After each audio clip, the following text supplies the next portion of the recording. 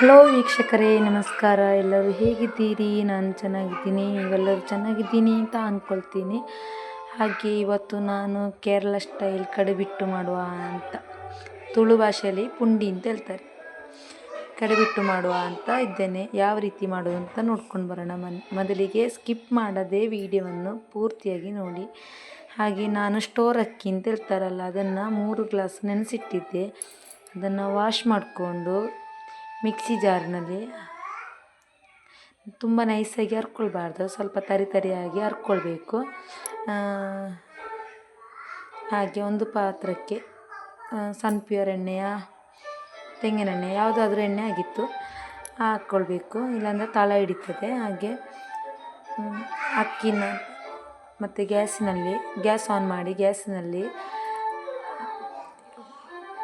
ಹಿಟ್ಟನ್ನು ಹಾಕಿದ ಪಾತ್ರವನ್ನು ಇಡಬೇಕು. ಇಟ್ಟು ಕಲಿಸ್ತಾ ಇರಬೇಕು. ಸ್ವಲ್ಪ ರುಚಿಗೆ ತಕ್ಕಷ್ಟು ಉಪ್ಪು ಹಾಕ್ಕೊಳ್ಳಿ. ಹಾಗೆ ಕಲಿಸ್ಕೊಂಡು ತುಂಬ ಗಟ್ಟಿಯಾಗಬೇಕು, ತುಂಬ ಸ್ಮೂತಾಗಿ ಆಗಬೇಕು. ಅಲ್ಲಿ ತನಕ ತಿರುಗಿಸ್ತಾ ಇರಿ. ತಿರುಗಿಸ್ಕೊಂಡು ನೋಡಿ, ಇವಾಗ ಈ ಥರ ಹಿಟ್ಟಾಗಿದೆ. ಈ ಥರ ಬರಬೇಕು. ಈ ಥರ ಬರುವ ಹಾಗೆ ಚೆನ್ನಾಗಿ ತಿರುಗಿಸ್ಕೊಳ್ಬೇಕು. ತಳ ಹಿಡಿಬಾರ್ದು, ಅಂದರೆ ಅಡಿ ಹಿಡಿಬಾರ್ದು ಅಂತ, ತಳ ಹಿಡಿಬಾರ್ದು. ಚೆನ್ನಾಗಿ ತಿರುಗಿಸ್ಕೊಳ್ಳಿ. ಚೆನ್ನಾಗಿ ತಿರುಗಿಸ್ಕೊಳ್ತಾ ಮತ್ತು ಸ್ವಲ್ಪ ಒಂದು 5 ನಿಮಿಷ ಆರಲಿಕ್ಕೆ ಇಡಬೇಕು. ಬಿಸಿ ಅಲ್ವಾ, ಹಾಗೆ ಆರಲಿಕ್ಕೆ ಇಡಬೇಕು.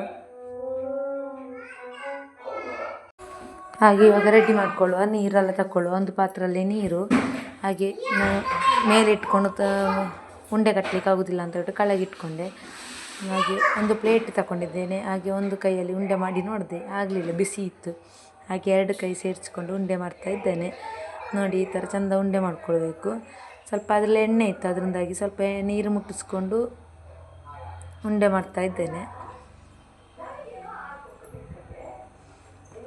ಹಾಗೆ ನನ್ನ ಮಕ್ಕಳು ಸಹ ಅಲ್ಲೇ ಇದ್ದರು.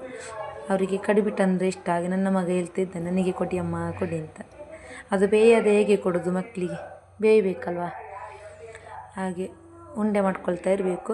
ಚೆನ್ನಾಗಾಗುತ್ತೆ. ಅಂದರೆ ಕೇರಳ ಸ್ಟೈಲ್. ನಮ್ಮ ಆಚೆ ಕೊಡಗಲ್ಲಲ್ಲಿ ಈ ಥರ ಮಾಡ್ತಾರಾ ಅಂತ ಗೊತ್ತಿಲ್ಲ, ನಮ್ಮಲ್ಲಿ ಮಾಡಿಲ್ಲ ಇತ್ತು. ತರಿಯಲ್ಲಿ ಮಾಡ್ತಿದ್ರು, ಅಕ್ಕಿ ತರಿಯಲ್ಲಿ. ಹಾಗೆ ಇದು ನೋಡಿ ಅಂತೆ, ಅಕ್ಕಿಯಲ್ಲಿ ಮಾಡೋದು. ಅಕ್ಕಿ ನೆನೆಸಿಟ್ಟು ಹರ್ಕೊಂಡು ಮಾಡೋದು, ಎಣ್ಣೆ ಸೇರಿಸ್ಕೊಂಡು.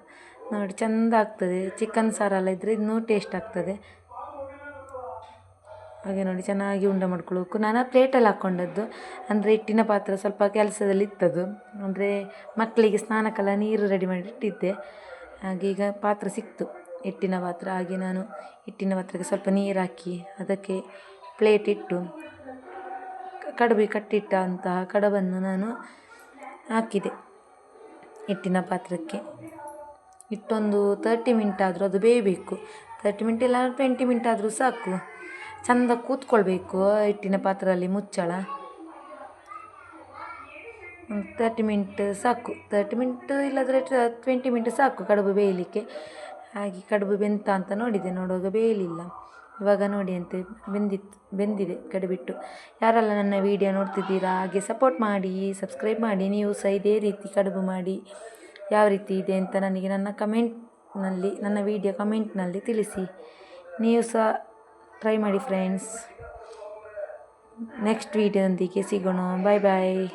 Thank you for watching.